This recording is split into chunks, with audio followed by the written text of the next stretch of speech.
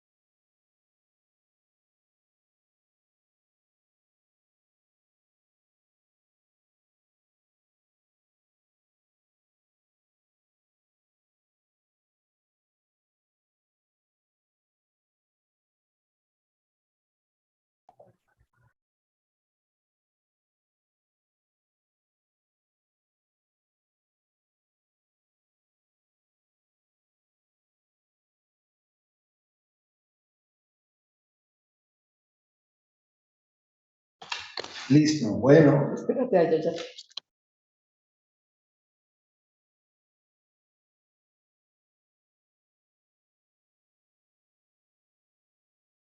Comenzamos. Buenas tardes. ¿No vas a esperar a Yati? Vamos a esperar a Yati. Llega en unos minutos. Ya. Listos. Buenas tardes a todos. Bienvenidos iniciamos el día de hoy un seminario sobre desarrollo. Y la primera de esta serie de conferencias que vamos a tener se llama Trayectoria de Desarrollo después de la crisis del 2008. Y tenemos a dos excelentes panelistas para hablar de este tema. La primera de ellas es la señora Hayati Ghosh. Ella es catedrática de Economía de la Universidad de Jawaharlal Nehru en Nueva Delhi. Es secretaria ejecutiva del International Development Economics Associates, IDEAS, desde el 2002. También es una de las fundadoras de la Economic Research Foundation. Recibió el premio Norte-Sur en la categoría de Ciencias Sociales de la Fundación Pescarresburso en 2010 y fue galardonada con el premio de la OIT a la investigación sobre trabajo decente en 2010. Es autora de varios libros y más de un centenar de artículos académicos.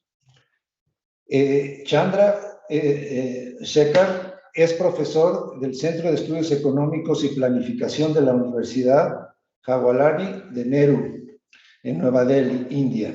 Sus áreas de interés incluyen el papel de las finanzas y la industria en el desarrollo y la experiencia con las reformas de política fiscal, financiera e industrial en los países en desarrollo. Además de haber publicado numerosos artículos en revistas académicas, es autor de Karl Marx, Capital and the Present, 4 Essays, y coautor de Crisis as a Conquest, Learning from the East Asia, y The Market That Failed, New Reforms, Nuevas Reformas Económicas Liberales en India.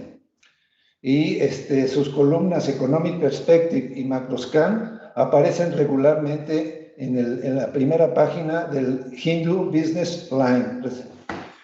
Y por último, pero no menos importante, tenemos a Alicia Puyana, que nos va a apoyar en moderar esta mesa. Y ella es profesora investigadora de tiempo completo de la Flaxo, México. Es doctora en Economía por la Universidad de Oxford, pertenece al SNI y es profesora visitante de la Universidad de Oxford, del Colegio de México y de la London School of Economics. Es miembro del Consejo de Asesor de la revista Forum de la Universidad de Alcalá de Henares en España y del Comité Editorial de la revista Problemas del Desarrollo del Instituto de Investigaciones Económicas de la UNAM. Además, es miembro fundador de la World Economic Association, del Consejo Editorial de la Real World Economic Review y del Consejo Directivo de la International Development Economics Association. Sin más, le doy la palabra a Alicia. Muchas gracias. Thank you very much, Jose. I'm very grateful and very proud to present you and to moderate the conference with Jayati and Chandra, two very distinguished, highly professionals that will talk about the problems of development. This session is the first one of the seminar CIDE will have on the problems of development, concentrated on Latin American problems. But we want, or CIDE wants to have a broader perspective of development, because it is not only Latin America that have the problems of development. Africa, Asia, and even the developed countries confront very serious problems. One of those, inequality, income concentration, wealth concentration. I present you both Chandra and Jayati, and please, Jayati, you have the floor. Thank you so much, Alicia and Jose, for inviting us. Thank you. It's a pleasure to be interacting with all of you in Mexico and to get a chance to share some ideas. It's particularly a privilege to be here with Alicia, who is now an old friend and a longtime collaborator in the Ideas Project. So I'm very happy to join all of you. I'm going to share my screen, and here we go. Yes. Can you see this? Is this clear? Not yet. Yes? No. No? Aha, okay. Can you see it now? I can see it. I can see it. Okay, yes, we can. Okay, good. So let me just do this in terms of the slideshow. That's right. Yes. Okay. So now let me just talk about, from the perspective of development prospects, what does it mean that we have globally such unequal trajectories of recovery? And what does that enable developing countries to do? So let me just try and, I'm not sure why this slide is not. Yes. So one important point to bear in mind is that the pandemic has, of course, dramatically increased inequalities and expressed the existing inequalities and increased them. But global capitalism was actually doing badly even before the pandemic. There was slowing growth, there was decelerating investment, there was overall much less dynamism. And ever since the global financial crisis, it has required huge injections of liquidity by central banks of the developed world just to keep afloat. This is something Chandra will talk about much more, so I'm not going to mention it beyond just this. But this also reflects a deeper problem, that the inequalities actually generated a lack of effective demand. There has been underconsumption. And as the income and asset inequalities have grown and wage shares of national income have fallen, capitalism is facing a problem of inadequate demand. Now, in a sense, what it means is that it's been too successful for its own good. Successful how? Successful in that it has actually undermined or destroyed anything that could stop it in its tracks. Excuse me, anything that would reduce its unfettered power, the regulatory power of states, the power of workers to mobilize and associate and form unions, the demand for welfare measures in social policy, it has more or less destroyed all of these. Neoliberalism has meant that large capital reigns supreme and there is nothing to keep it in check. Now, that actually means that it's not all good news, even for the capital that seems to be so successful, because it actually generates this lack of demand. And so it's been, in a way, this classic prey-predator syndrome. If the predator eats too much of the prey, then eventually the predator also starves. And in a way, that's really what's happening to global capitalism. So if you look at it, over the last 50 years, progressively, growth rates are declining for capitalism. And that's interesting because we may not believe that GDP growth is the best indicator of human progress. I certainly don't. But for capitalism, that is the raison d'etre. That is what capitalism is, the ideology of growth. It is continuous accumulation and expansion. And if it loses that dynamism declining is a sign of the weakening of that accumulation process in capitalism. Investment rates also have been extremely volatile over these decades, as you can see. And the orange lines are the gross capital formation average over the decade. The gray bars are the fixed capital formation, which in a sense is possibly more important. And the rate of growth is shown by the blue line. And as you can see, it's been extremely volatile, the rate of growth. But also, it's really not it's not been growing in absolute terms very significantly at all. What's more interesting is that if you look at the major economies, it's really only East Asia, that's the gray line here, which has shown major dynamism in investment rates, in capital formation. It's East Asia here, and that's driven by China, which has shown the biggest increase. All the other countries, no, the USA, European Union, really not very much. It's China and East Asia together that have driven capital accumulation globally. But what is even more interesting is that it's the private sector which has not really been showing very much improvement.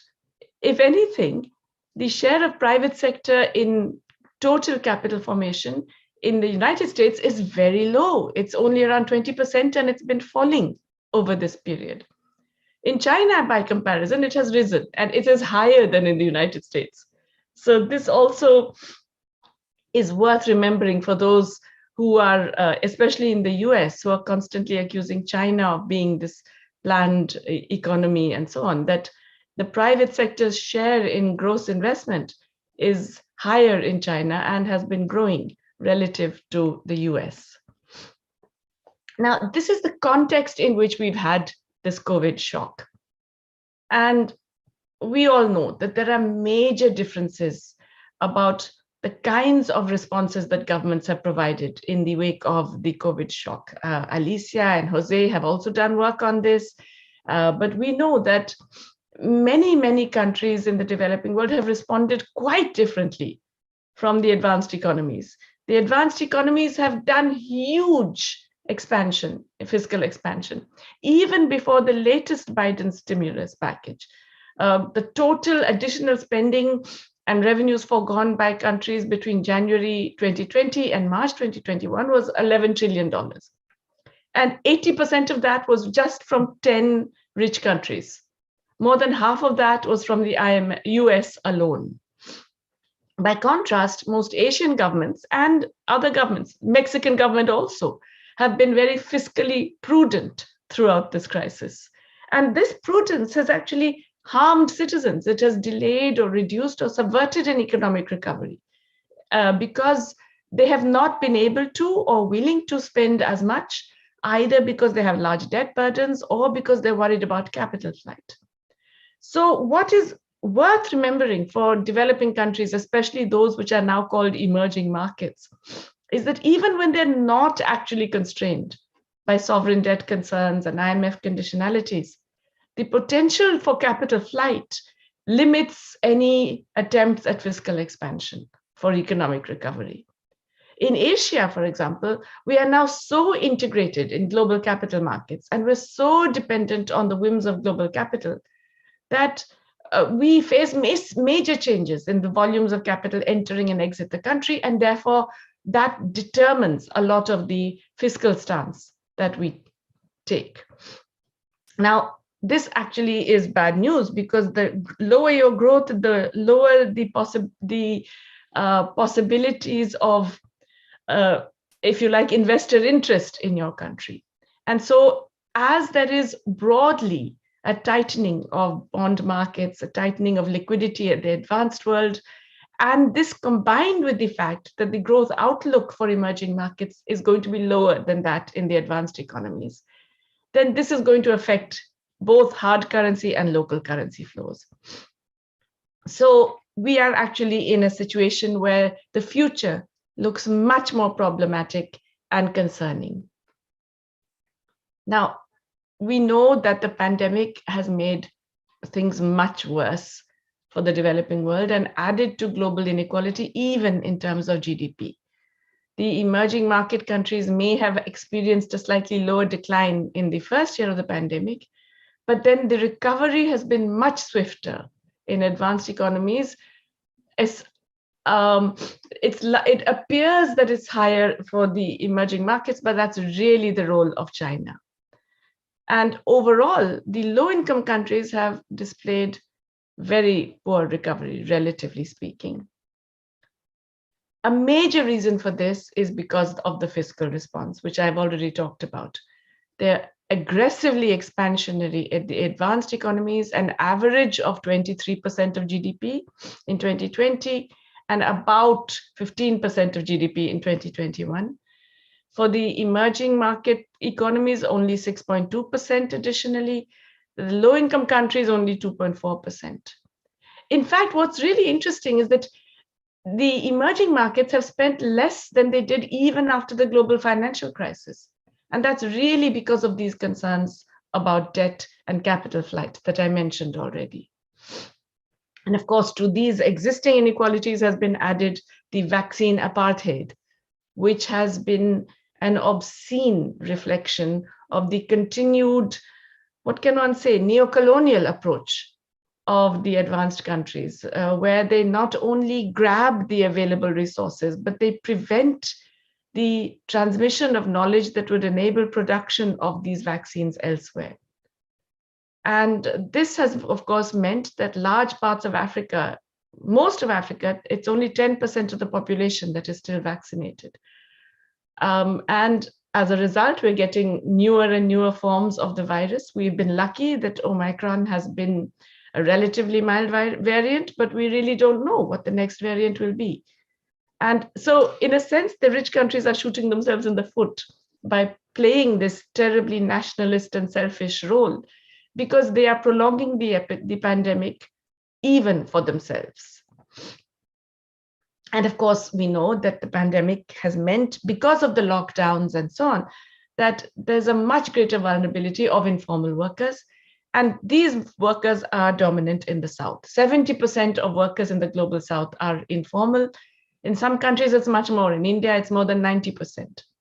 Now, it's particularly bad because informal workers don't have any legal protection from job loss or redundancy or reduction of wages and working hours. So if there are lockdowns or closures or other inability to function because of the pandemic, there's no legal protection. There are no minimum wages, there are no furloughs, there's no social protection other than what the state happens to provide, including health coverage, which is obviously essential during a pandemic.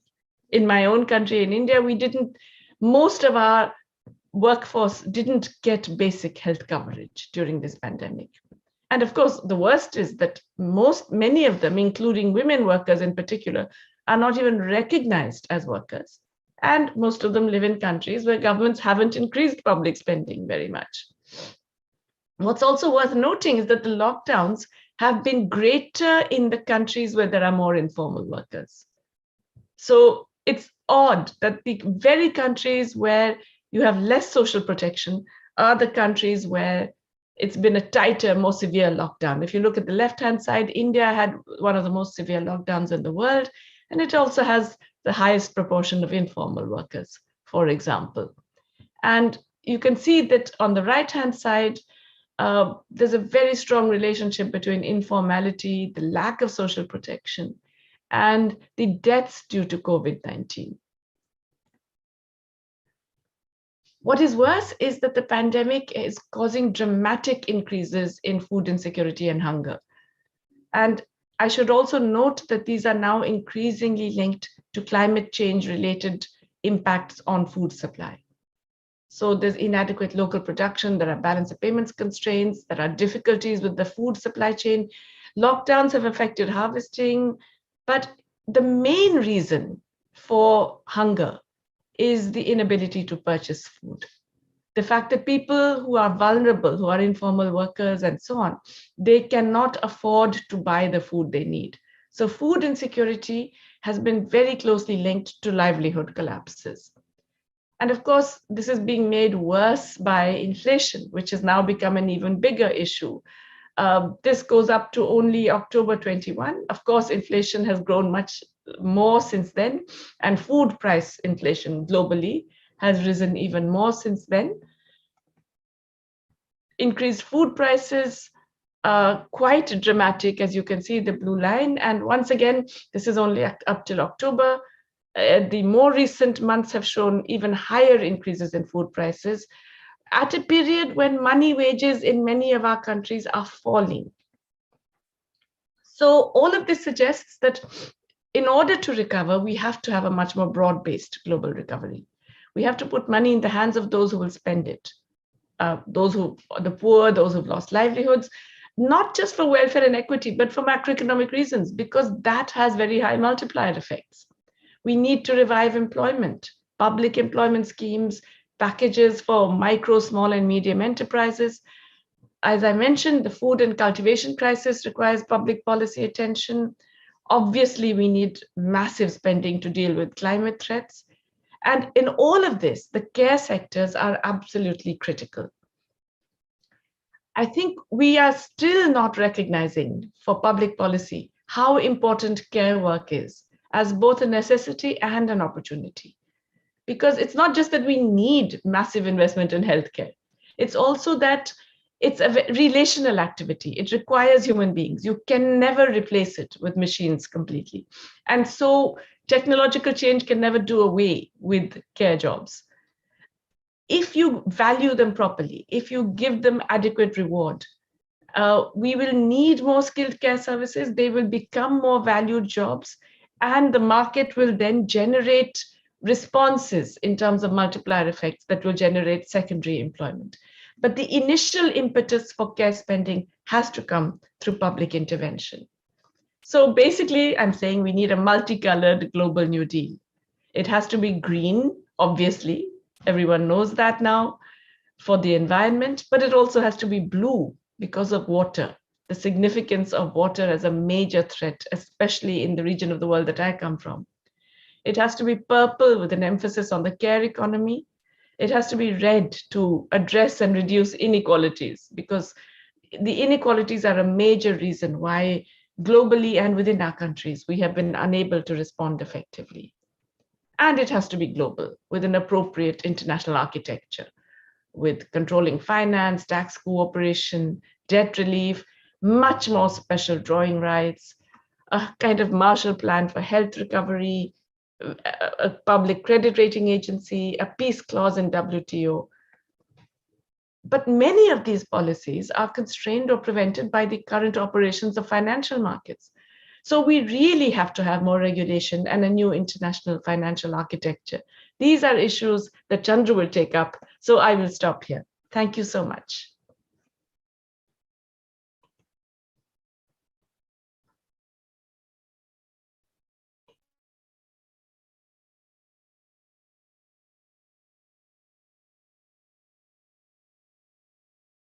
Alicia, you're muted.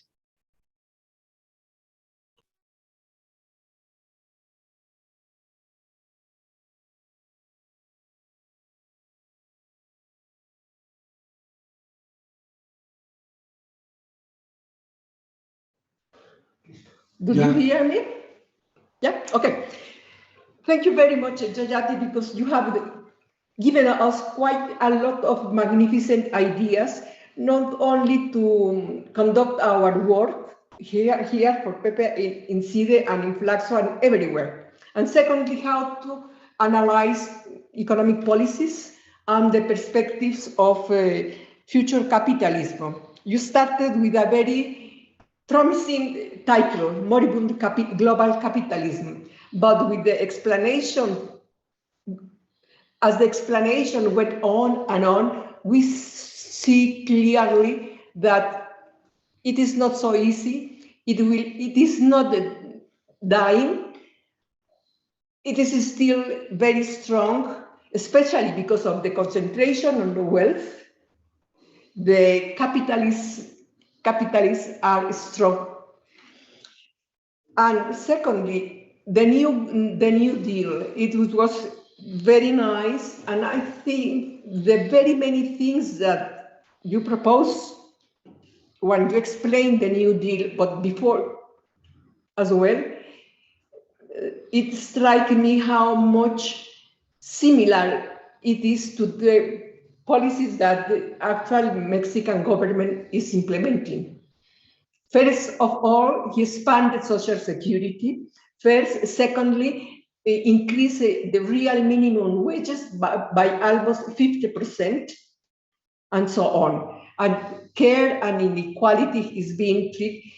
It was very criticized by Stiglitz and Jose Antonio Campo, my friend and friend of you as well, because he refused to contract foreign debt, but expanded the social expenditure, because by eliminating corruption, even while not making any fiscal reform, fiscal revenue increased substantially by at least 7 or 10%, which is astonishing, because the economy went down, employment went down, and so on, but the revenue increased just by eliminating corruption and eliminating reductions, exemptions, and devolutions of taxes. It was about 3% of GDP. Now, I think that the situation is improving. It is not easy. It is not the best situation, but it's improving.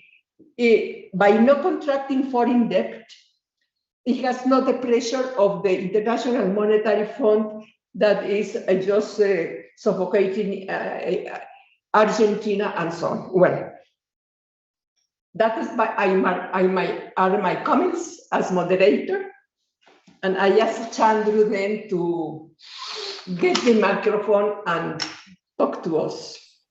Thank you. Thank you. I must thank Jose Romero, CIDE, and of course, Mauricio Youth for having us here and allowing us to engage in this discussion. I would like to, what I intend to do is really to look at a kind of contagion which developing countries have become victim to over the last 3 to 4 decades, and how that has transformed the scenario. Of course, it has transformed it in the metropolitan centers of capitalism, but more importantly, it has transformed it in developing countries, which very often are not the decision makers of the driving forces which result in this new contagion. If I may share my screen, it's like, I think maybe if one wants an analogy,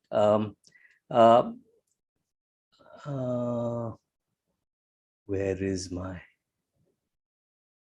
yeah. Okay. Do I have, can you see my screen? Yes. Okay, so if I may, as a quick analogy, in the period prior to the Second World War, before the coming of import substitution industrializing strategies under new governments in many developing countries as a result of decolonization, we had a situation where the relationship between the underdeveloped countries or the developing countries and the metropolitan centers was completely open. I mean, there was hardly, while there might have been discrimination by particular imperialist countries, let us say Britain, of other imperialist countries like the Dutch and the Portuguese and so, I mean, and Spain, etc., that you really had a situation where vis-a-vis the parent country or the metropolitan center, these economies were open. And this essentially meant that if you actually looked at the performance of many developing countries in the period before, they, to a certain extent, disconnected themselves from the global economy in the import substitution phase of development, that periods of growth in the world economy actually saw growth in the developing countries as well. And periods of crisis in the international economy obviously resulted in very severe crisis in the developing countries. And the reason was very clear. If there was growth in the developed world, then obviously the demand for primary products, which was what the developing countries were in some sense, through the enforced bilateralism in trade, pushed into, that the trade in commodities received a boost. Terms of trade improved. As a result of that, there was a certain degree of increases in income in these countries. And in as much as imperialist governments or colonial governments followed what were very conservative fiscal policies. In fact, Britain normally adopted the policy of balanced budgets in its colonies, that in periods when income went up, obviously, in particular, income from trade went up, since the principal form of revenue generation were taxes on trade, you ended up with a situation where the revenues of the government went up to a certain extent. And since you followed a policy of balanced budget, expenditures went up. So that added to the demand in the system, and you saw even a little more growth in the developing countries. But as and when growth slowed down in the world economy, you saw exactly the opposite. So there was this complete coupling of the developing countries with the world system. And this obviously meant that they were condemned for a long period of time to a structure of their economies, which actually made it extremely difficult to get the benefits of diversification into those areas of economic activity, which were the ones in which productivity growth was the highest, in particular manufacturing. Now, in terms which are very similar, I think we've been going through some developments in recent periods, which I would like to treat as, from the point of view of what is happening in the world of finance, as three phases of neoliberalism. The first, of course, was the period from, let's say, the end of the 1970s going up to about 2000. This is a very broad sort of periodization. There was a retreat from proactive fiscal policy, the sort of backlash against Keynesianism. And there was widespread financial liberalization in both the advanced economies and the developing market economies.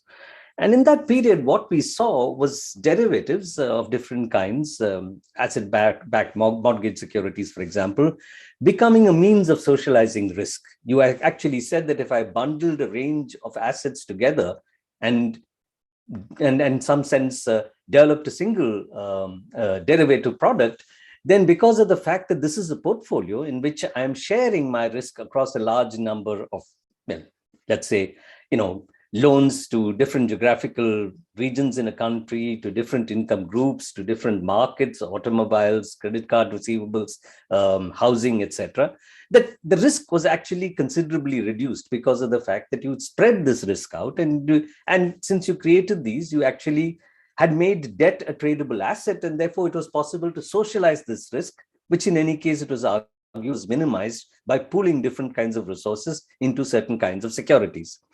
This created a whole idea that in some sense, despite the financial liberalization and the deregulation which we saw, and the resulting proliferation of finance in the metropolitan centers, particularly the United States, that actually we hadn't seen an increase in risk. We had actually seen a reduction in risk because of this ability to be able to, one, distribute this risk and socialize it through the mechanism of developing more and more complex derivatives. Now, this was a period then in which, to a certain extent, you had the beginnings of what was going to be, or what became in the second period, which is the period from 2000 to 2008, a period of a private credit boom supported by loose monetary policy. And this is what I want to say, is that this was a period in which, because of the proliferation of finance, the increase in liquidity in the system, and the decision of the Federal Reserve to actually say that so long as the prices of goods and services were not rising, you didn't need actually to adopt a more stringent monetary policy, a more restrictive monetary policy. It is only when the price, it's only when prices of goods and services go up that you actually have to begin to exercise what was now your single most important monetary policy lever, which is monetary policy. I mean, a macroeconomic policy lever, which is monetary policy, because you had sort of retreated from proactive fiscal policies once you had the backlash against Keynesianism. Now, the result of this, of course, was that you began to see a credit boom, and you also began to see significant asset price inflation.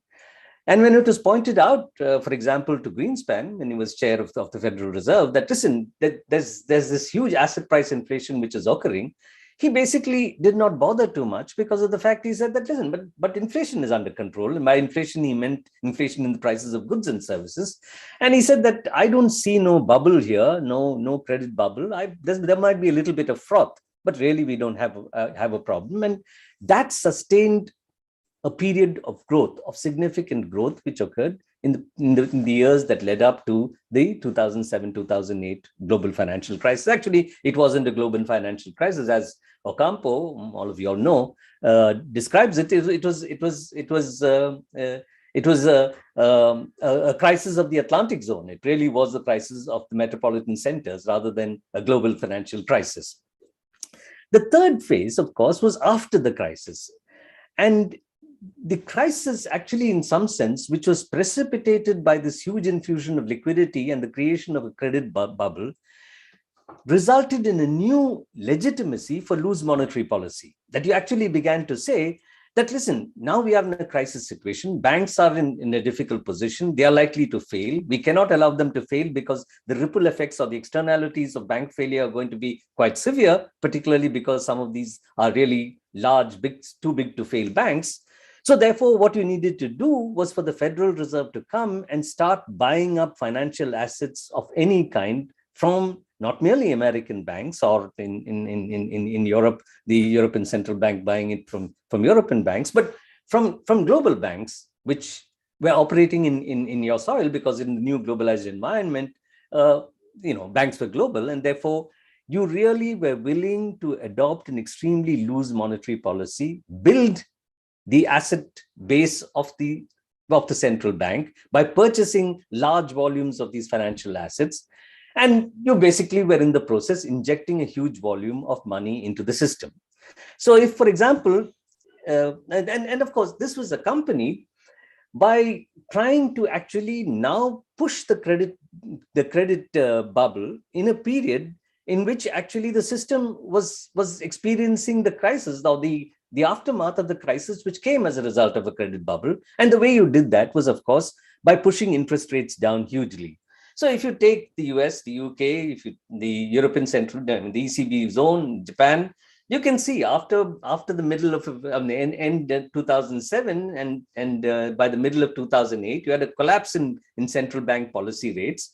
And that has been more or less the case, which lasted for a very long period of time. And of course, in some contexts, we even saw negative rates. The second thing was that if you take the period from 2007 and go up to about 2019, this really shows that from a situation where the total assets of central banks were relatively low. In the case of the United States, it was less than a trillion. It was about 800 billion or so. You saw that by the time you got to the period prior to the COVID crisis, you actually had moved from something like less than a trillion asset base I'm talking now only of the Federal Reserve, to something like 4 trillion or more than 4 trillion, about 4.5 trillion was the degree to which you had built up your assets by buying these securities and injecting liquidity into the system. Okay. Now, this, of course, was followed by the COVID-induced crisis. And since the whole system now is a system in which the only lever and the principal lever that you rely on in a period of crisis is the exercise of monetary policy independence of central banks, look at what has happened to the asset base of the central bank. We're really talking about it having gone from the 4.5 or so trillion it reached around by the end of 2018. It has now gone up to something like 9 trillion. The system is a system in which you generate booms by infusing liquidity. You respond to crises by putting in liquidity, the net result of which is that there is a huge increase in dollar liquidity in the world system. Now, this, of course, meant that you're going to have a consistent asset market boom. If you take the period after the 2008 crisis, when, of course, the stock markets crashed, we then began to see that in August 2018, the New York Stock Exchange marked the completion of the longest bull run in its history. For more than 3,453 days, the S&P 500 rose cumulatively by more than 300%. This was not a period when the system had come out of the crisis, which was precipitated, the real economy crisis, which was precipitated by the financial crisis of 2008. You were still in a process of very mild, if at all, significant recovery. And yet, if you looked at financial markets were witnessing this huge boom, not so much housing markets as before 2008, but definitely other financial markets, including, of course, in particular, the stock market. Okay. Now, so you really gave yourself a bull run of something like 10 years. Now, this, of course, was a developed world, but look at what happens in this period in the developing world. The first thing which happens in the developing world is that when you infuse liquidity in a globalized financial order of this kind, you're ending up with a situation where you're going to have a substantial increase in the flow of finance from the developed metropolitan centers to the developing countries. And this is not only to the more developed among the developing countries, the so-called emerging markets, but suddenly you have the discovery of all these so-called frontier markets.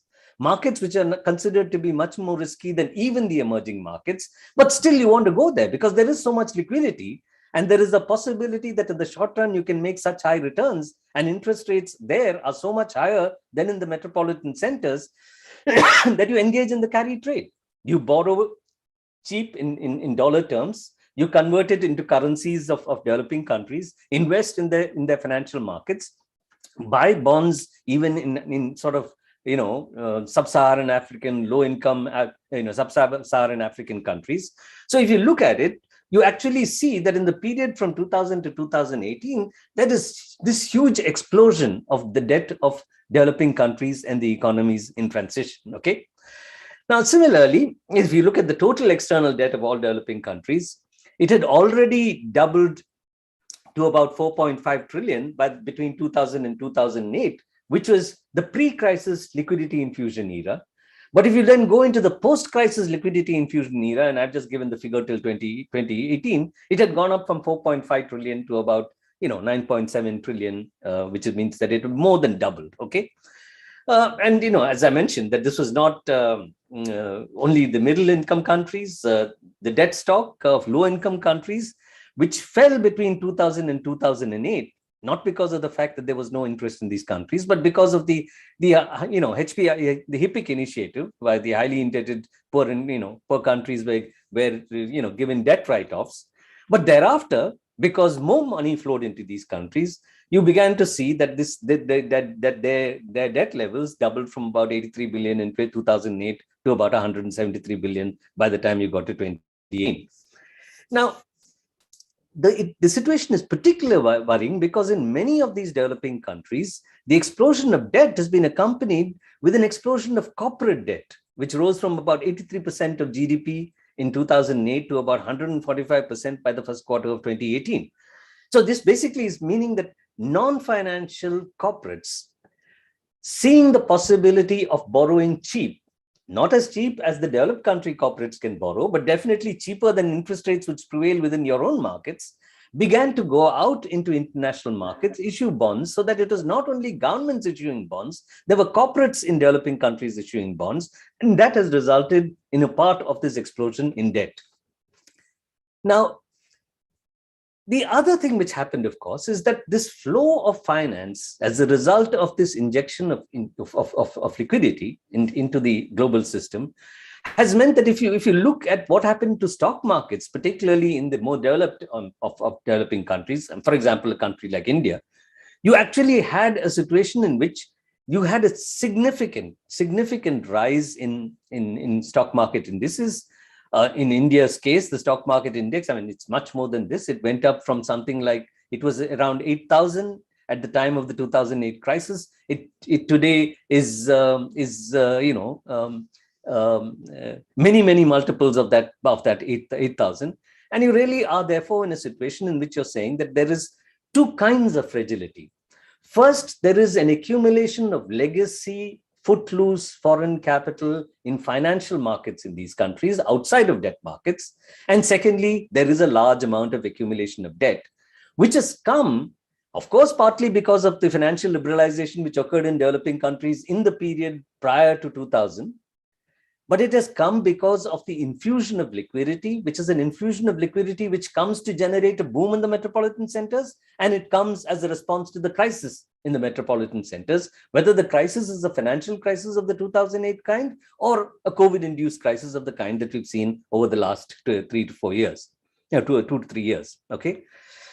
Now, the problem, however, today is that this fragility, which is embedded in this kind of debt boom, external debt boom, as well as in financial, the financial markets boom, is under threat because there is a possibility of a sudden and significant retreat of capital once the possibility of the carry trade comes to an end. So, as was mentioned by Professor Ghosh, in October there was a sudden realization that inflation is going to be a significant problem in countries like the United States. Some thought it was going to be transitory, but we now know that if you take the figures from November to December, it doesn't appear to be transitory. When in October this number came out, the Federal Reserve said, no, we are not going to quickly change our position. We are going to continue with the unconventional monetary policies of low interest rates and massive bond buying that we've been pursuing over all of these years.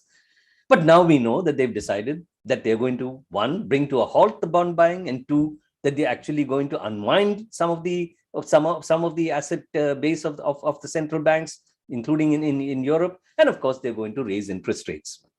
There's going to be a minimum of 3, possibly more increases in interest rates, which are going to come over 2022. Now, this would obviously mean that the factors which pushed financial capital into developing countries, both emerging markets and frontier markets, are now going to begin to wane, resulting, as it happened during the time of the taper tantrum, in an exit of capital. Okay, so you really are going to see a period of the end of bond buying in low interest rate. Now, what is going to be the fallout? First, of course, is you're going to have capital flight and a disorderly process of balance of payments adjustment. Basically mean balance of payments crisis because of capital outflow in many developing countries. This would mean an exchange rate collapse. If there's an exchange rate collapse, as was visible even when there was talk, some kind of a talk of the possibility of withdrawal of unconventional monetary policies, you had the taper tantrum of 2013. And so you're going to have pass-through inflation. Because corporates have borrowed so much, if there's a depreciation in the currency, you're going to end up with a situation where local currency payments of debt servicing is going to be very high. And finally, of course, if you're going to have corporate bankruptcies because of the fact that they're finding it difficult in a period of depreciation to service foreign currency debt, those bankruptcies are going to affect the banking system in these countries, which also have lent significantly to their corporate sectors. So you're going to have a banking system turmoil.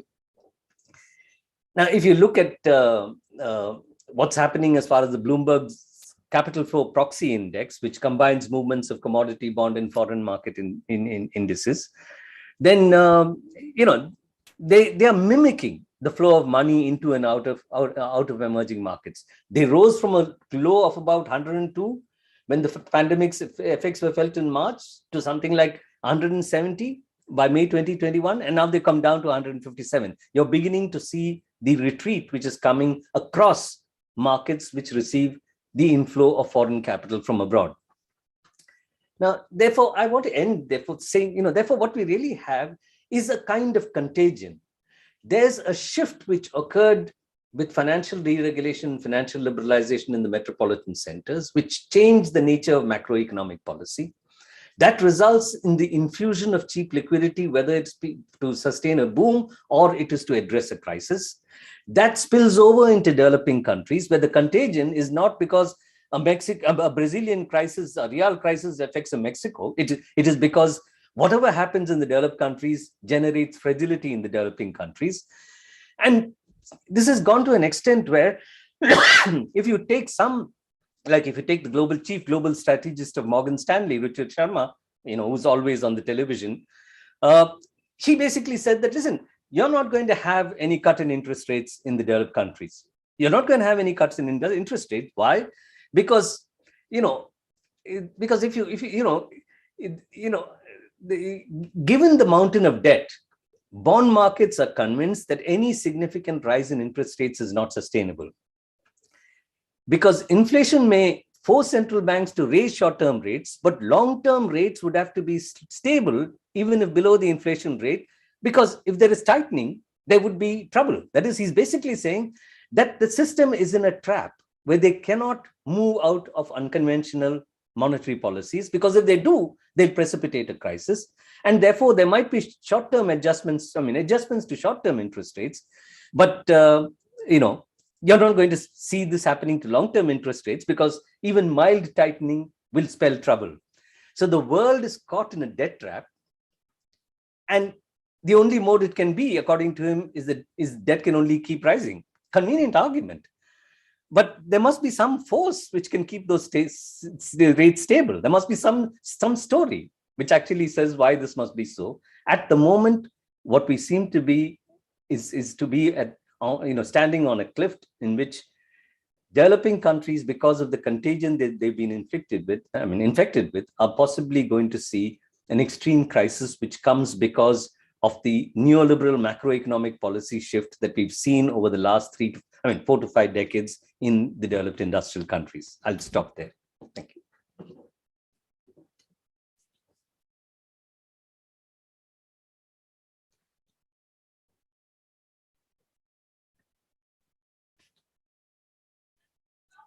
Yeah, I've done it. Mute. Yeah.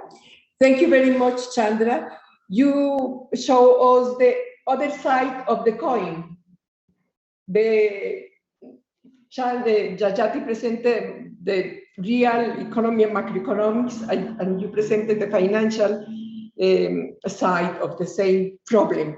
The relations between developing countries and developed countries produce instability, low growth, and all the problems of development. But for me, it was very interesting how you explain very clearly how by increasing liquidity, United States and developed countries, but mainly United States, exports its crisis, overflowing with currency, with liquidity, and with dollars, the whole world. That is the situation we are living now today. Extreme liquidity, while there are no opportunities to invest, no productivity and production opportunities. So where goes the capital inflow goes to the stock market, to speculation, to finance consumption, long-term consumption, housing and so on, but no production. That is the problem. But listening to you, I think that the effects of the crisis in developing countries, especially in Latin America, are the same in every crisis, whatever it is. Liquidity, debt, low growth or no growth, decrease, but it's the same for our countries. If we have expansion of exports, for instance, increasing the prices of a commodity, it is catastrophic. Overvaluation, exports decline, and so on. And if the commodity prices falls, the situation is the same. I think, listening to you too, that we are in a trap that will keep developing countries or less developing countries, whatever they are, emerging or not emerging, and the least developed, in the trap, not development at all. Jose, you have a question, please. Yes, I read one of your articles, Chandra, in which you mentioned that the regulation of during the Clinton administration of the financial sector increased the liquidity in the United States, and was some of the elements that precipitated or created or generated the 2008 crisis. Now, after the crisis, but if I understand you well, is that in order to reactivate the economy, they have a loose monetary policy, not fiscal, because they have government problems doing that, but then they inundate the United States, but then it starts to spill over the rest of the world. And not just going into short-term capital, but this is my question. Remember, I don't remember the name, but the book of the exorbitant privilege of the seigniorage of the United States. Then with this money, they can buy real assets in the developing world too. They acquire real assets, not just financial assets, and therefore was something that benefited the development world in that sense. And what you're saying is, if something happened in the United States, if there is a bubble that breaks again, and then all this money is going to retreat to their hometowns, to the United States, and we're going to lose. We're going to be in a devaluation crisis, balance of payment crisis, and in a generalized manner, no? in the world. I understand you correctly, or more or less? Yeah, yes, of course. You're right. Just you're absolutely right. I mean, that's more or less the kind of scenario I was trying to paint. But but on your question of whether the dollars which are being generated as a result of this infusion of liquidity is going in to acquire real assets, the problem is that this money flows in substantial measure to that whole section of finance which came as a result of the whole transformation of American and global finance, which occurred in the period after the 1980s. So it is true that this is purchasing power, that at any given point of time, that on the one hand, finance breeds through increased valuations, through asset price inflation, accumulates almost, it appears, without going into production to generate real surpluses of the kind that, Marx and others spoke about. But if you want that to be validated, if you want that kind of wealth to be validated, there must be a possibility of converting this financial wealth into real wealth as and when you want to do so. And this creates a problem because, as was mentioned by Alicia, I mean, you are in a world in which real accumulation is discriminated against in favor of financial accumulation.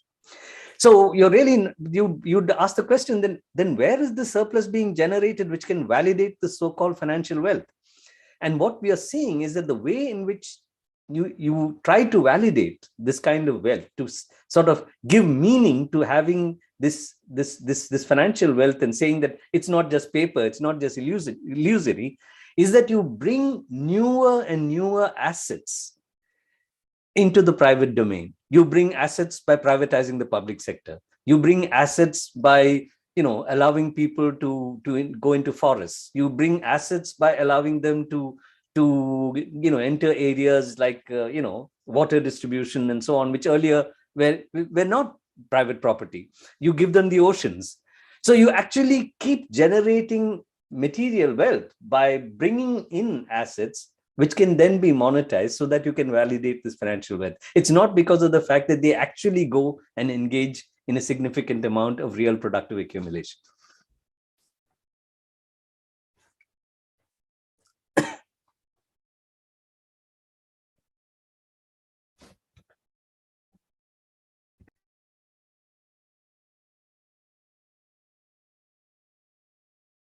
You're muted. Yeah. Now, if we connect finance, how the financial system is operating globally, with the effects on production, and especially in demand, in the final demand, there is another trap, because if there is no sufficiently large and dynamic demand, how can the investments be realized? As Jajat said, well, the very, and Marx as well, the very exit, the success of the capitalism is killing capitalism. And I think that the killing of capitalism is by constricting the final demand, impoverishing large, huge masses. That is the problem. That is the beauty of the two conferences. But we have to link much clearly the connection between the loose financial policy, the monetary policy, fiscal discipline, no taxes, no fiscal deficit, no public investment. Liberalization of the economy to speed up the exchange of goods and the liberalization of capital account. I think that is a nightmare we are now. I have a question. I have a question for Hayati, and I correct me if I'm wrong, but during the independence of India, I think Nehru advised the population to really, if they want to be a strong and developed country, they have to make special efforts in teaching mathematics and medicine, and really push for that in India. And I think that's a very important lessons for a country like Mexico. We have to work in the real side of the economy, not just in the demand side of the economy. I hate to say the supply side, but it's what we have to do.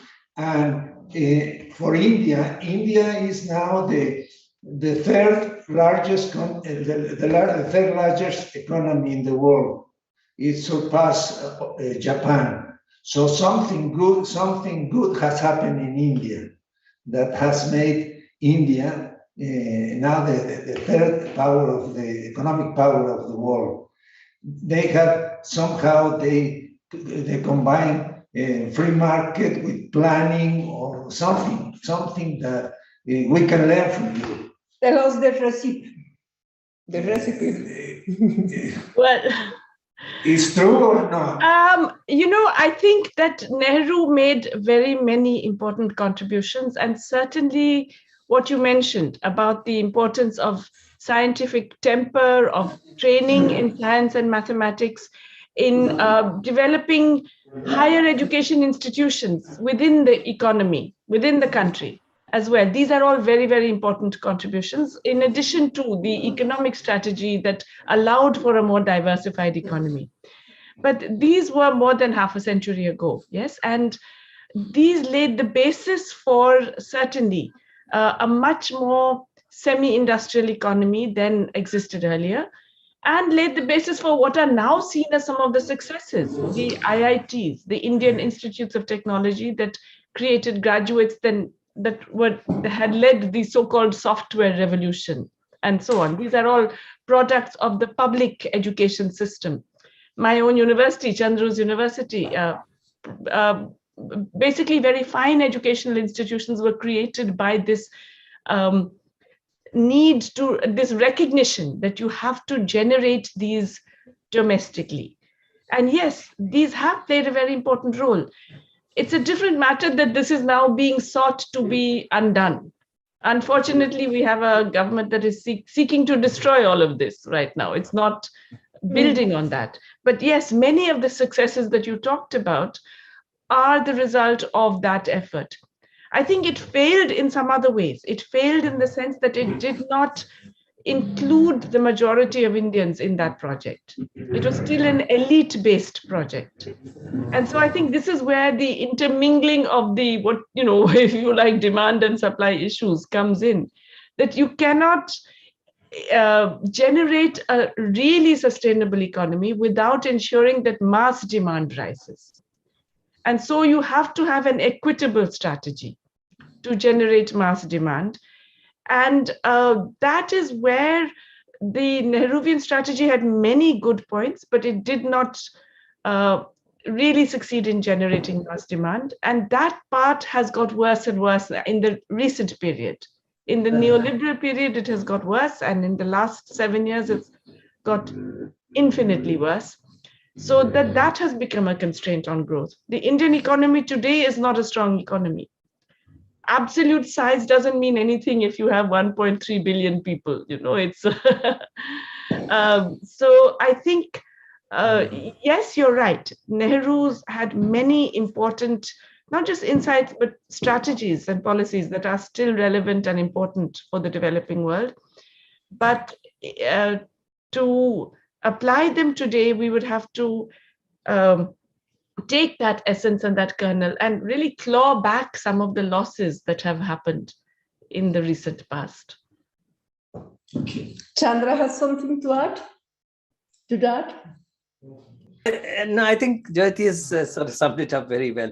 I'll just say the following, that, you know, if you have a long period in which you pursued a certain kind of policy framework, then even if, let us say in India, in 1991, you decide you're going to change the policy regime, you're going to go all neoliberal, it takes time to dismantle the past. You know, you can't all of a sudden, you know, I mean, we still have a predominantly publicly owned banking system. In 1991, there was a report which was put out by the government of India, which said that we have to privatize the banks. But it's not so easy to do it if you have this legacy. So I do think that this idea that, you know, certain good things happened as part of the, you know, Nehru and post-Nehru era, right, up till you know, let's say the 1980s, that its effects, you know, cannot be destroyed all of a sudden. And therefore, some of the positive things that you see in India, for example, the success in the IT area, or you know, or in automobiles, or in the, you know, or in the pharmaceutical industry, this all can be attributed to things which happened earlier, despite the effort which has been going on to try and break down that regime. So I think it's we are the beneficiaries of that legacy. But I would like to add something and to ask something. My impression is comparing Latin America and India, that India has a stronger national bourgeoisie that has prevented the deep, the intensity of the liberalization that took part in Latin America, at least. I think that it's my impression, my analysis.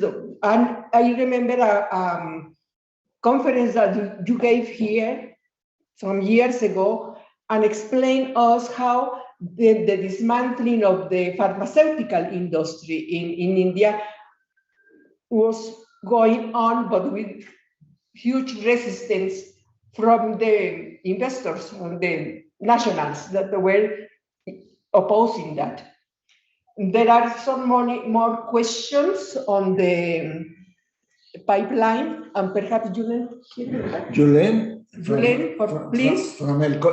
This seminar is we're participating from several institutions, and here is from El Colegio de México. Hello, thank you very much. First of all, let me congratulate you both, Professor Shekhar and Professor Ghosh, for your presentations. And very good, very interesting. I have kind of two questions. The first one is focused on the expansionary fiscal policies that developed countries are applying.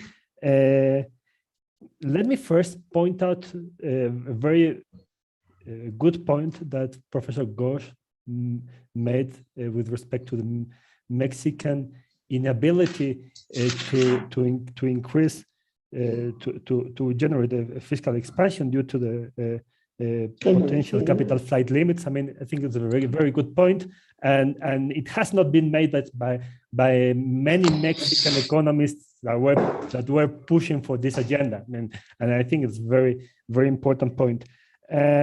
But I think it's been kind of answered by Professor Shekhar when he was referring to how this debt is being focused on buying new assets. No, but my question was related to that, because I was wondering if developed countries are considering this kind of opportunity when applying this fiscal expansionary policy in order to generate productive transformation. I mean, I've been studying the East Asian experiences, and I think that is a very important part of their developing strategy. But I was wondering if you consider, I mean, there are some qualitative points that the United States is trying to push their infrastructure, also France with respect to their energetic sector. But I'm not very sure if this is qualitatively different, or if they are not pushing enough to transform productively the country. No? This is one question, and the second one is related to one of the characteristics of this New Deal the Professor Ghosh mentioned. I was relating that to kind of social contract, because when you mentioned how informal workers have suffered more in this crisis, I would relate that to kind of a characteristic of the neoliberal policy, if we call it that way. I mean, at the end, informal workers were the most flexible workers in the world. So it was the most liberal understanding of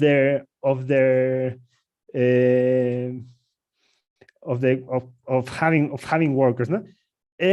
But we have seen in this recent crisis in the pandemic how they have suffered more, and we have seen the consequences of this flexibility. So I guess that this represents the lack of collective responsibility of a national perspective. I don't know if it's going to be national or international, but at the end of a collective responsibility that we have forgotten. I think that is a very good point that we should consider with respect to a New Deal, with respect to a new social contract. Thank you. These are such interesting and profound comments, actually. Thank you very much. I just want to add to that, yeah, it's really, as you say, that it is part of a social contract, but it also has a macroeconomic implication. The less you actually provide for this flexible army of informal workers, the more likely you are to be affected by downswings. That there is nothing, there is no cushion, there is no automatic sort of buffer. And I think that has been a big problem in a number of developing countries, that we don't have that cushion. And those developing countries that do have much more social protection have suffered much less over this period as well, even in terms of, you know, just the pure economic responses. So that's absolutely true. Yes, it is the political economy of the situation, the absence of a cohesive social contract that has created this. But then it also has a macroeconomic implication. And I've been very struck by something that you mentioned and Alicia mentioned. You know, it's not the absolute level of the public spending that necessarily matters, but the distribution of that spending in a way. And I think the point that Alicia was making is that, first of all, you're not necessarily running a large deficit. You're increasing your tax revenues and reallocating the spending in ways that would benefit the people more. This is something that was done in East Asia as well. They were actually fiscally prudent over the business cycle, but they did this also through generating more tax revenues when required. And this I find is a very interesting aspect of the Mexican experience, which clearly, you know, other countries also we need to think about. Yeah, no, if I can come in, I just, you know, about your question of whether all of this money is also going to, in some sense, have some kind of an effect in terms of transforming structures, you know, economic structures. But, you know, if you look at it, it's quite interesting that we know that in this phase, this last 30, 40 years of globalization, there have been two tendencies. One, of course, is the relocation of production, you know, and a large relocation of production in particular, which occurred to countries like China, and you know, to a certain extent also countries like, you know, Vietnam and so on. And then, of course, you had this whole relocation of financial capital, which actually goes into developing countries in search of large returns because of the fact that you can generate the boom which gives you asset price inflation and then leave. Okay. Now, if you look at the first one, you know, you really have a situation where transnational firms went and relocated themselves in these countries because they found them, you know, they had the largest reserve of cheap labor. I mean, you know, that in some sense was it. And, you know, and they allowed you to function, which essentially means that manufacturing relocation is part of using developing countries and their reserve army as instruments of battle in the competitive battle between transnational firms. But you don't need too many instruments, you know. So you have one China, maybe one Cambodia, I mean, one Vietnam, you know, maybe a little bit of Malaysia and you know, Thailand thrown in. But you don't need, you know, this whole idea which was being put out at one point of time that, you know, they're going to have actually all developing countries becoming the location for manufacturing once they liberalize their borders. We know that didn't happen. Whereas if you look at finance, it's much more fluid. It goes everywhere. So what doesn't give you structural transformation goes everywhere. But what does give you a little amount of structural transformation only goes to a few countries, you know. So we you know, even when globalization, you know, you think can have some positive effect, I mean, positive not for workers, but positive for, let's say, the structure of economies, it gives it only to a few. It doesn't give it to everybody. And then it becomes, you know, in some cases, you know, because you're successful, that itself makes you a failure, as happened in East Asia after the 1997 crisis, and has not happened thus far in China. But even in the few countries in which it happens, there's only one country we know which really, other than Taiwan, of course, which benefited from this kind of thing, which is South Korea. That's the only country which moved from an underdeveloped status to a developed status as a result of the movement of manufacturing production to a developing country. China is showing signs of it, but if you look at it in terms of per capita income, it's a long way from there. Okay, I'll stop.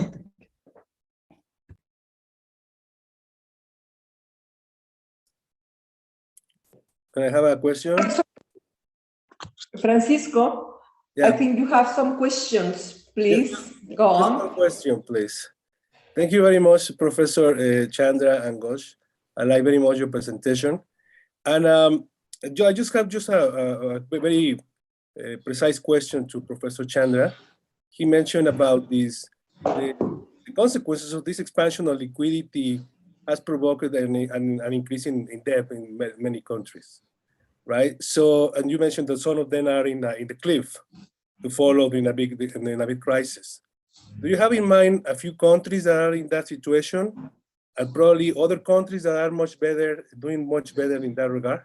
It's just that question, please. Well,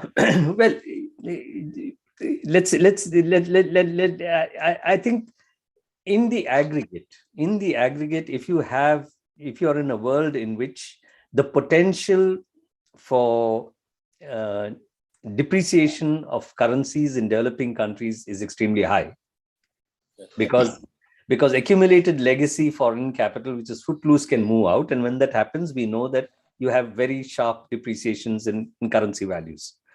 Now, in that kind of an environment, any significant increase in debt exposure in foreign currency terms is a problem, because the domestic currency burden increases hugely to service a particular debt if simultaneously you have a depreciation in the currency. So if I had to pay $1 when the rupee was 50, let's say if it was 60 rupees to the dollar, I needed 60 rupees. But if meanwhile it has become 70 rupees to the dollar, I need 70 rupees in domestic currencies. So you actually have this need that the transformation becomes much more difficult in terms of the domestic currency cost. However, having said that, it is true that the countries which are really going to be affected very badly are going to be the countries which very quickly face debt distress. And what we know now is that from the analysis of IMF, etc., the number of developing countries which are in a situation of likely debt distress because of accumulated debt, in case there is, that they are not able to refinance their debt over a period of time, is, something like 70 or 80% or 60, 70% of all the developing countries, So some of them are the poorer developing countries, but on average, things are bad. But of course, there would be some countries which would be in a position to be able to earn the foreign exchange needed to meet their debt servicing needs. So there are differences. You're right there, but on average, it's not a situation which is very good in terms of what has happened over time. So debt relief will be the way to prevent this. No? Yes, for the poorest countries, there's no way they're going to be in a position to be. You need another HIPIC type initiative. You just have to have debt write-offs. They are not going to be in a position to be able, either on the basis of real assets or in terms of future earnings, to be able to cover their debt. That's very clear. Okay. Thank you very much.